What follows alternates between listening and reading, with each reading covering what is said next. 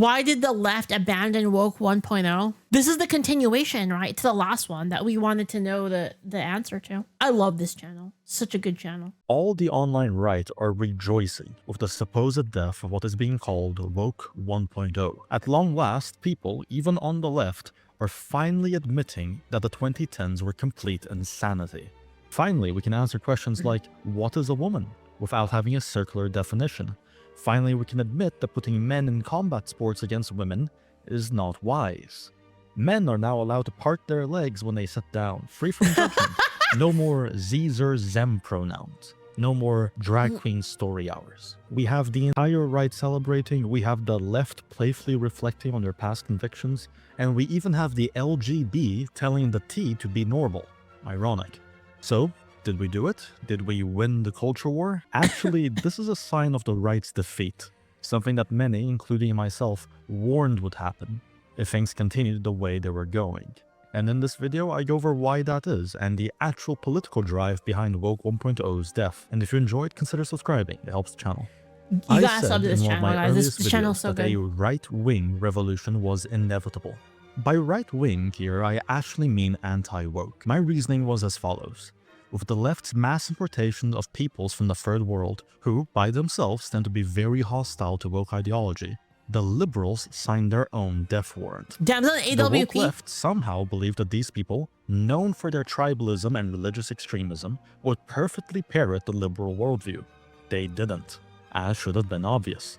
This means that as the third world population grows in the West and becomes a decisive voter bloc, they would turn on the woke liberals who enabled them, and try to impose their own worldview, as, Obviously. by the way, has already happened in several cities and states. We're in a situation where many Western European countries will become minority European within only 1 to 3 generations, with most capitals already undergoing that switch. America has just a bit longer.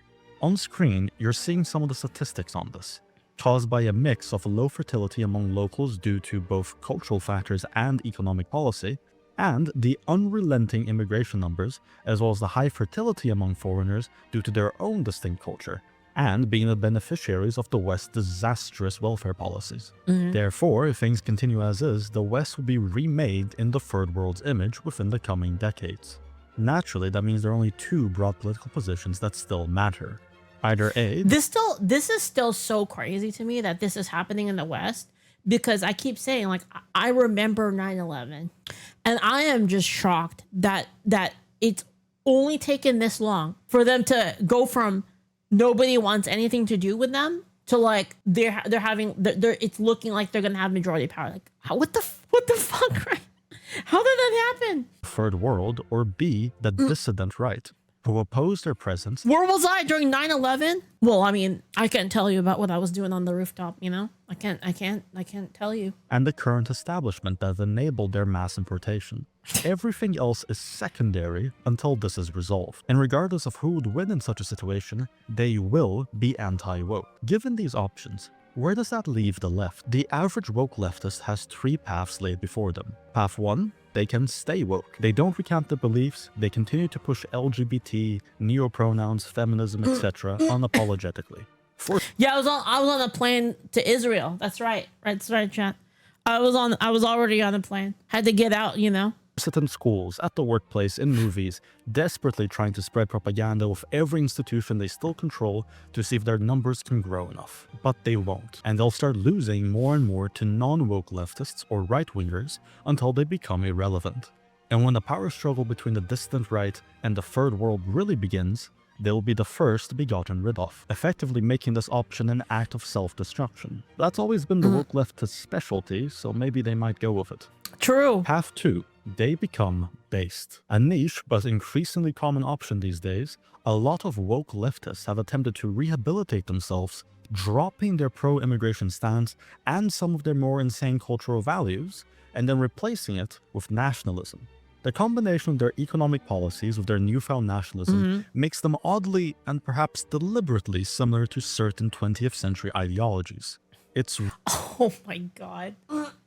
I know who that is. Rare because so much of left They are. Wait. Hold on. There are a lot of artists on the left. There are a lot of them, aren't there? this programming is about abhorring those certain 20th century ideologies, but it does happen. Generally, these people are treated by the dissident right with suspicion, but they can't afford to be picky with their allies. So the dissident right tolerates these based leftists, despite many believing that socialist policies are still innately subversive. Nationalism, however, remains non-negotiable. The moment one of these rehabilitated leftists starts advocating for something that sounds like civic nationalism, that is the belief that a nation is defined not by its people, but rather by the state bureaucracy, they're politically exiled. Path free. They become a woke 2.0. Oh, shit. Woke 2.0 is a term coined in recent statements by high-profile leftist politicians, and it's being marketed as a less insane version of wokeness that puts less emphasis on cultural causes like the LGBT, while maintaining the same economic policy and pro-immigration stance. That's the main difference between the previous option and this one. The previous option is loyal to their own nation, and wants to bring about their supposed socialist utopia for their own people, recognizing that unlimited immigration makes the welfare state unsustainable. Meanwhile, this option is still globalist. Effectively, it's attempting to signal to the Third World faction that the left are their allies and that they're willing to abandon the positions that the Third World doesn't like. When people saw leftists admitting the death of Woke 1.0 and calling it crazy, they thought that the right won the culture war. That is false. The Third World won the culture war, not the right. Jeez. And what does the Third World faction actually want? It's varied because they're not homogenous, but they have enough aligned interests to be considered one political bloc for the time being. They want more immigration to continue so that they can continue to bring over their communities. They want more state welfare for them, more public housing, more gifts from the national treasury. After all, it's not their money they're taking to pay for these amenities, it's the locals' tax. There's another organism, a type of organism that exists, goes to a place specifically to suck all of their resources.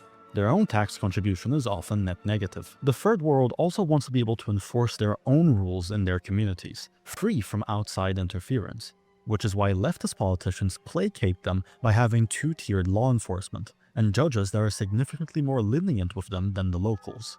They want to see more of their own in positions of power and authority. And lastly, they don't want to see LGBT flags or pride parades or anything of that sort, which is why leftist politicians have been so keen on no longer bringing that stuff up. The modern-day leftist campaign strategy for any place that has a large immigrant population is to simply put a foreigner from their ethnicity as the candidate and just promise all sorts of free stuff paid for by the taxpayer.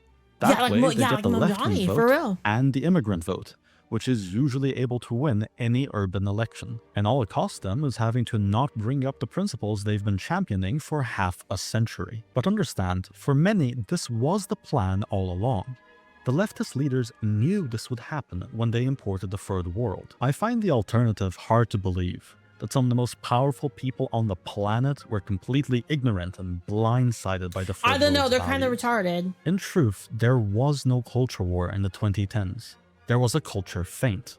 While we were too distracted trying to argue what a woman is, or the fact that men shouldn't be competing against them in sports, one of the largest and most consequential demographic changes in history was taking place. And people were too busy. Did you guys see, though, the recent immigration numbers? Like, they've been deporting, like, so many people. It's actually so great. I've been looking at it. Just one of a myriad of issues. This was a war won without a fight. And notice how naturally the champions of the 2010s wokeness have abandoned their causes. Yeah, there was, like, a whole thing where they're trying specifically to not make it look like they're deporting a lot of people. They're trying to keep it on a DL right now. That's what I saw. The ICE is like they're actually using like plainclothes officers and stuff to deport people, so it doesn't like trigger the usual defense response from the anti-ICE people. The ease with which they call their former positions crazy. Leftist politicians didn't stop being woke 1.0.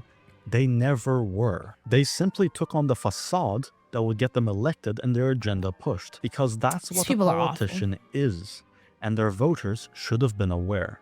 The woke crowd is no longer as relevant as it used to be, and a new demographic of voters have taken over their role as the base of leftist political support. The liberal then was just a useful stepping stone in pursuit of this outcome. Yeah. Now, Oh my his God. job is done. My goat, Yuri Bezmenov. The useful idiots the leftists who are ideologically believing in the beauty of the socialist or communism or whatever system, they serve a purpose only at the stage of destabilization of a nation. When their job is completed, they are not needed anymore. They will be lined up against a wall. And this is actually true. This is actually what Yuri Bezmenov said a while ago. Let me see if we can find it. And he said this back in 1984. We've already seen this like several times. Mr. Bezmenov was born. Your leftists in the United States, all these professors and all these beautiful civil rights defenders, they are instrumental in the process of the subversion only to destabilize the nation. When their job is completed, they are not needed anymore. They know too much. Some of them, when they get disillusioned, when they see that Marxist-Leninists come to power, obviously they get offended. They think that they will come to power. That will never happen, of course. They will be lined up against the wall and shot. But they may turn into the most bitter enemies of Marxist-Leninists when they come to power. And that's what happened in Nicaragua. You remember most of these former Marxist-Leninists were either put to prison or one of them split, and now he's working against Sandinistas. It happened in Grenada when Maurice Bishop was already a Marxist. He was executed by a new Marxist who was more Marxist than this Marxist. How many of you guys haven't seen this yet? Just out of curiosity. I know we keep watching this, but it's actually like one of the greatest videos. First time, yeah, it's a classic. If you haven't seen it, he basically predicts everything that's happening right now with all of the woke stuff. So just a little background on him. He's a KGB defector. And he basically came to America and he said, listen, I'm going to tell you the entire plan. Like, this was the plan that the communists have for America, for how to be America. And I'm going to tell you the whole fucking plan. And he just lays it out in like this video. And you can see all of it happening. Like if you think about like what's been happening in like the last, 30, 40 years, you can actually see each part of it coming to fruition, which is really crazy. If you want to look it up yourself, it's this one right here, full interview right here. It's about an hour long. Full interview with Yuri Bezmenov, the 4 stages of ideological subversion. He just says it in, like plainly that their plan is like this is what he said. He said their plan is like they're gonna get into the colleges and universities, and then they're gonna replace. So it's gonna take one generation to replace the teachers with the students. So you put in some people into the universities that are teaching all this bullshit, and then you get the next generation of kids who then become the faculty. They take over the school. Now the school is like fully socialist, fully bullshit leftist socialist, and then they are now indoctrinating all of the kids in the future, and then that basically builds their base of like socialists, and then they're gonna take like all of these social issues, and then they're going to use it to demand rights. And then they're going to use that to like push further socialism. That's what he said, basically. It's always been the Soviet playbook. Yeah, I know.